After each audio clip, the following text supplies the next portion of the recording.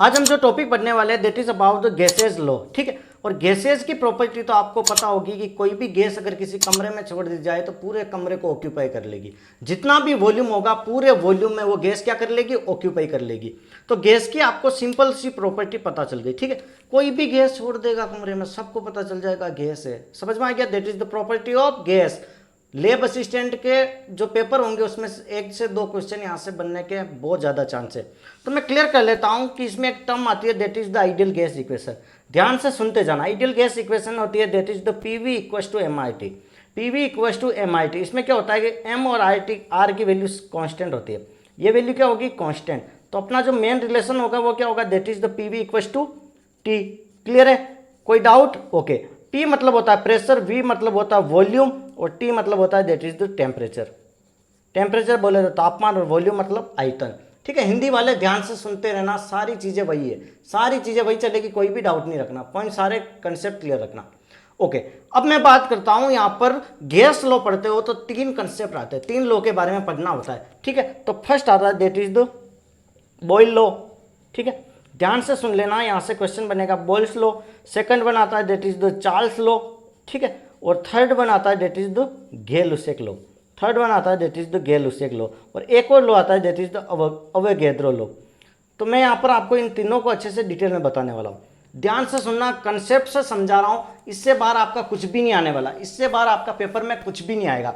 तो फर्स्ट आता है that is the Boyle law. इसको कंसेप्ट को ध्यान से समझना। किसी भी चीज़ को बॉईल करते हो, बॉईल मतलब क्या होता है कि गर्म करना। ठीक है, और गर्म क्या करेंगे, गर्म करने के लिए हमें क्या करना होगा, दैट इज द टेम्परेचर देना होगा। तो कह रहा है कि बॉयल्स लॉ में क्या होता है, टेम्परेचर कांस्टेंट होता है। टेम्परेचर याद करने की ट्रिक्स बता दी, T equal to C, temperature constant होगा। सेकंड में बात करता हूं that is the Charles law. Charles law में कांस्टेंट होगा दैट इज द प्रेशर। ठीक है, प्रेशर। और गेल-लुसेक में जो कांस्टेंट होगा दैट इज द वॉल्यूम। ध्यान से सुनना, वॉल्यूम मतलब होता है आयतन, टेम्परेचर मतलब होता है दैट इज द तापमान। हिंदी वाले ध्यान से देखना। ओके, तो अब इसमें क्या करना है कि एक कर्व आता है, तो कर्व कैसे बनेगा इसको ध्यान से समझ लेना। और कर्व कई बार एग्जाम में पूछा जाता है, कर्व कई बार एग्जाम में पूछा जाता है। तो हमारी जो आइडियल गैस की इक्वेशन है वो है PV equals to M I T. Ideal gas की इक्वेशन क्या है, मैं PV equals to M I T, मैंने क्या कहा, एम आर कॉन्स्टेंट, इसको निगलेक्ट कर दो। तो हमारी इक्वेशन बनती है that is the PV equals to T. और मैंने बताया कि बॉयल्स लॉ की बात करता हूँ तो टेम्परेचर क्या होता है यहाँ पर, कांस्टेंट होगा। और जब टेम्परेचर कांस्टेंट होगा तो हमें क्या मिलेगा, that is the PV equals to temperature constant C. तो यहाँ से क्या रिलेशन मिल गया, P inversely proportional to V. ठीक है, प्रेशर वॉल्यूम के इन्वर्सली प्रोपोर्शनल होगा।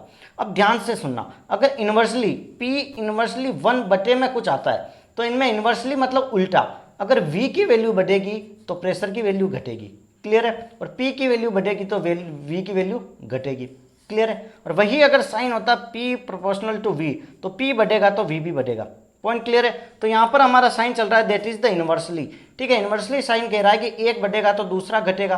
तो चलो ये मैं डायग्राम में बता देता हूँ, that is the P V diagram, क्योंकि टेम्परेचर तो कांस्टेंट है। अब इससे क्या होगा कि P की वैल्यू बढ़ेगी तो V की वैल्यू घटेगी। तो P की फॉर एग्जांपल ये देखो, करो से 1 2 3 4 5 ले ली, V की ले लिया 1 2 3 4 5। तो कह रहा है P की वैल्यू ज़्यादा होगी तो V की वैल्यू कम होगी। तो P की वैल्यू फॉर एग्जांपल ये ज़्यादा है तो V की वैल्यू यहाँ पर क्या होनी चाहिए, हमारी कम। समझ में आया? P की वैल्यू यहाँ पर ज़्यादा है तो V की वैल्यू क्या, 1 है। अब P की वैल्यू क्या रख दी मैंने, दैट इज द 1, तो V की वैल्यू मैक्सिमम हो जाएगी, मतलब ये कर्व ऐसे बनेगा।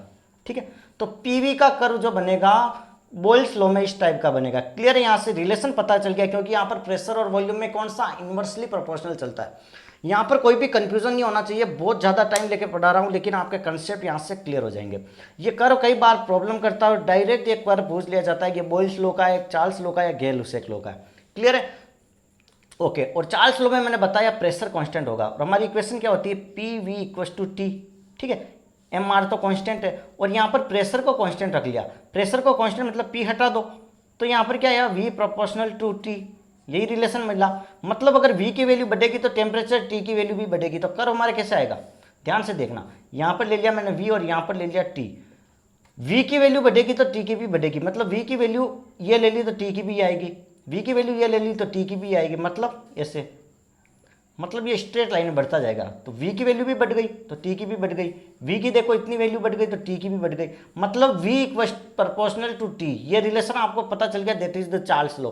कोई भी देखो कंफ्यूजन नहीं रखना, कोई भी क्वेरी हो, कोई भी डाउट हो तो आप कमेंट बॉक्स में लिख लेना, I will try to improve, और मैं सारी प्रॉब्लम सॉल्व कर दूंगा। थर्ड आता है that is the Gay Lussac law. Gay Lussac law का भी मैंने बताया कि इसमें क्या कांस्टेंट रहता है, that is the v constant, और v कांस्टेंट रहता है, हमारी इक्वेशन क्या थी, pv इक्वल टू t।